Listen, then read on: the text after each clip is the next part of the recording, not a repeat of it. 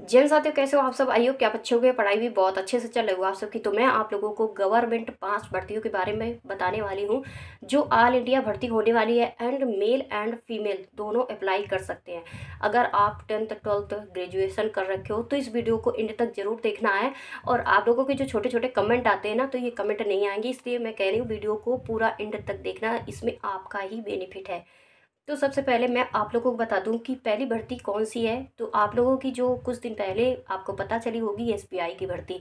ये एसबीआई की भर्ती में आप लोगों एसबीआई की जो भर्ती है वो क्लर्क की भर्ती है, जिसपे मेल एंड फीमेल दोनों अप्लाई कर सकते हैं। इसमें ना आप लोगों की भाग दौड़ होती है ना कुछ भी होता है, ओनली रिटन एग्ज़ाम 2 एग्ज़ाम होते हैं इसके, यानी फर्स्ट एंड सेकंड 2 एग्ज़ाम होते हैं। और आप लोगों को जो सब्जेक्ट पूछ रहे थे कि सब्जेक्ट कौन से पूछे जाते हैं, तो मैं आप लोगों को इस वीडियो पर सब्जेक्ट भी बताते चलती हूँ।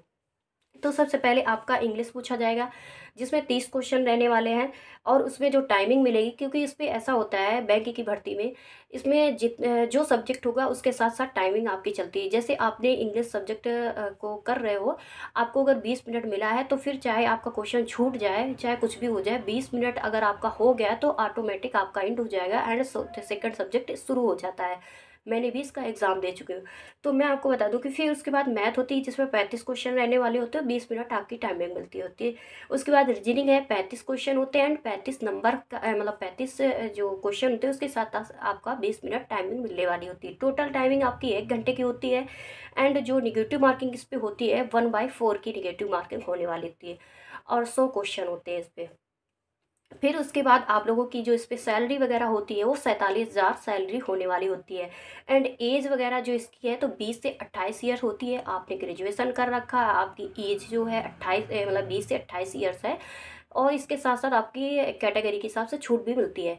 तो अब इसका आराम से फॉर्म अप्लाई कर सकते हो। अप्लाई कहाँ से करना है आपको? सरकारी.com पर ढेर सारे आपकी जो ये भर्तियाँ मैं बता रही हूँ वो सारी भर्तियाँ आपको वहाँ पर मिल जाएंगी और आप वहाँ से अप्लाई कर सकते हो। और फिर उसके बाद आपकी सेकंड पे आती है एक जो भर्ती है वो आरआरबी की है।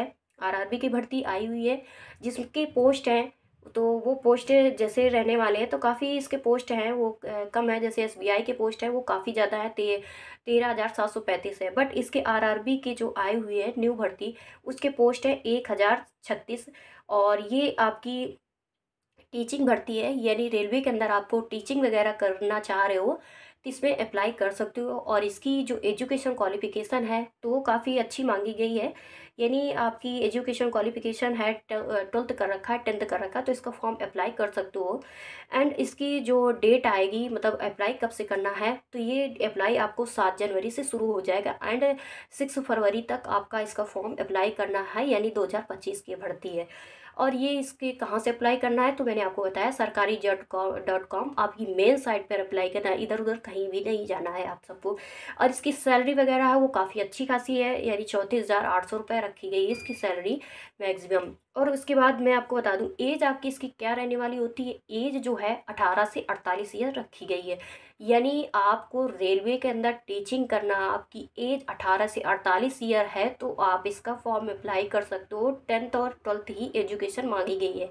और आपकी जो जनरल एंड जैसे SC एंड ST के हो आप, तो आप इस 250 रुपये इसकी फ़ी वगैरह रखी गई है। एंड आप लोग OBC और जनरल से उसकी 500 रुपये फ़ी रखी गई है। तो इसको मेल एंड फीमेल दोनों अप्लाई कर सकते हैं फॉर्म को। और उसके बाद थर्ड आती है, यानी तीसरी जो जॉब है वो कौन सी है आपकी? CBDT, यानी एक ये ऑफिस भर्ती है। ये आपको इनकम टैक्स है, इनकम टैक्स ये भर्ती करा रहा है। तो ये डिपार्टमेंट इनकम टैक्स डिपार्टमेंट की भर्ती होने वाली है। और इसके भी पोस्ट अच्छे खासे मैं आपको बताती हूँ कि इसके पोस्ट वगैरह क्या रहने वाली होती है। सबसे पहले आपने अगर 12वीं कर रखा है, ग्रेजुएशन कर रखा है, तो इसका फॉर्म अप्लाई कर सकते हो, यानी 10वीं के बाद की डिग्री आपकी इस पर मांगी गई है। और इसके पोस्ट वगैरह क्या रहने वाले हैं, तो वो पोस्ट है 15,977। आपने सुना ना, 15,977, बहुत ज़्यादा पोस्ट रखे गए हैं।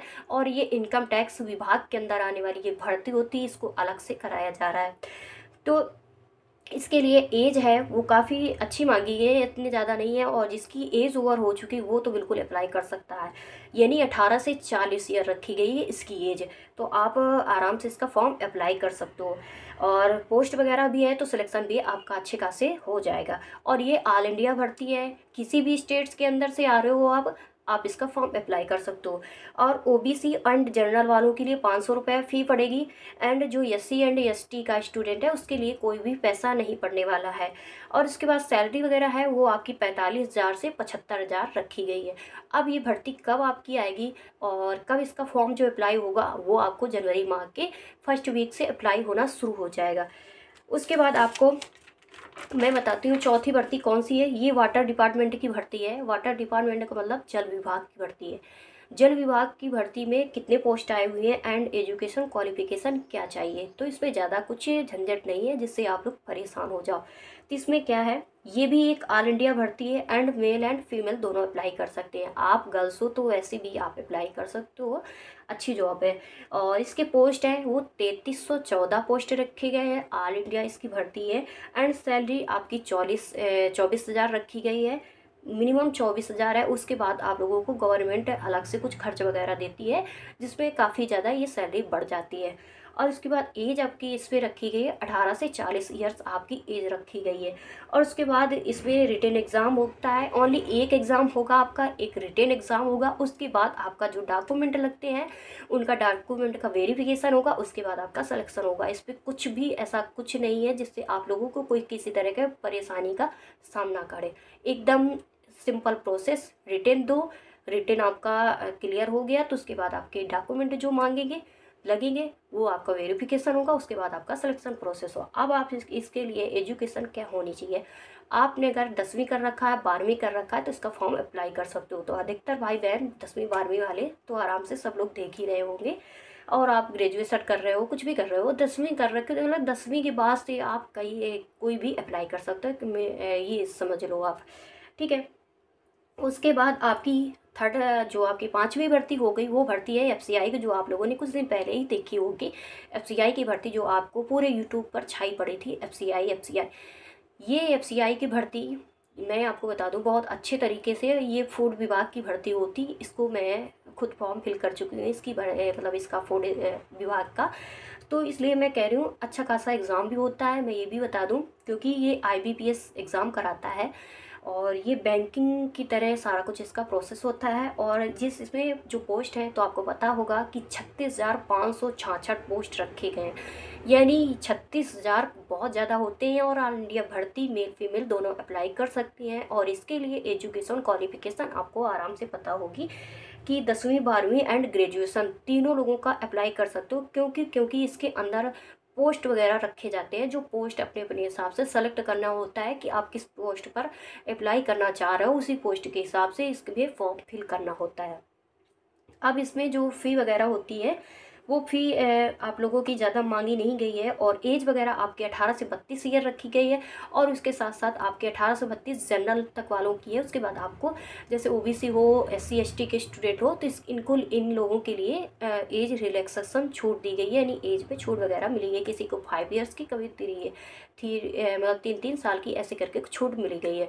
तो आपकी अगर मिनिमम इतनी रख है तो आप अप्लाई कर सकते हो इसका फॉर्म। आपने अगर जैसे एजुकेशन मैंने बताया और आपका ये एग्ज़ाम होता है सीबीटी, सारे एग्ज़ाम होने वाले होते हैं जो भी मैंने आपको अभी तक भर्तियाँ बताई हैं सारे में सीबीटी एग्ज़ाम होगा। ऑनलाइन प्रोसेस पूरा होगा इसका, ऑनलाइन ही आपको फॉर्म फिल करना है, ऑनलाइन ही आपको एग्ज़ाम देना है जाके। और उसके बाद एज 18 से 32 ईयर के साथ साथ आप लोगों का जो सैलरी इस पे है 28,000 से 71,000 इसकी सैलरी वगैरह रहने वाली होती है। अब इसमें सब्जेक्ट वगैरह क्या पूछे जाते हैं, तो इसमें सब्जेक्ट आपको सिंपल है, कोई ज़्यादा वो नहीं है। जैसे इंग्लिश है वो पूछी जाएगी आपकी, जो 25 क्वेश्चन रहने वाले होते हैं, और इस पर भी 15 मिनट की आपको टाइमिंग दी जाती है। यानी आपका जैसे ही इंग्लिश आप के जैसे 25 क्वेश्चन है, आप 24वें पर टिक करने जा रहे हो और आपका जो टाइमिंग है 15 मिनट मिला है, अगर जैसे ही वो 15 मिनट होता है वो तुरंत से आपका दूसरे सब्जेक्ट पर ले जाएगा, और आप लोगों को फिर वो सब्जेक्ट करने के लिए टाइम नहीं मिलेगा कि आपको दोबारा से वो सब्जेक्ट मिल सके। ऐसे ही इस पर होता है। और उसके बाद रीजनिंग में भी 25 क्वेश्चन होते हैं और 15 टाइमिंग आपको मिलती है 15 मिनट की। मैथ भी आपकी 25 क्वेश्चन होती है और 15 मिनट की टाइमिंग होती है। जीएस भी 25 क्वेश्चन, आपकी 15 मिनट की टाइमिंग, टोटल आपके 100 क्वेश्चन एंड 60 मिनट की टाइमिंग होती है, 1 घंटे की टाइमिंग होती है। इस हिसाब से इस इन हिसाब से जितना भी बैंक का पेपर होगा तो आपको इसी के प्रोसेस के तहत चलता है।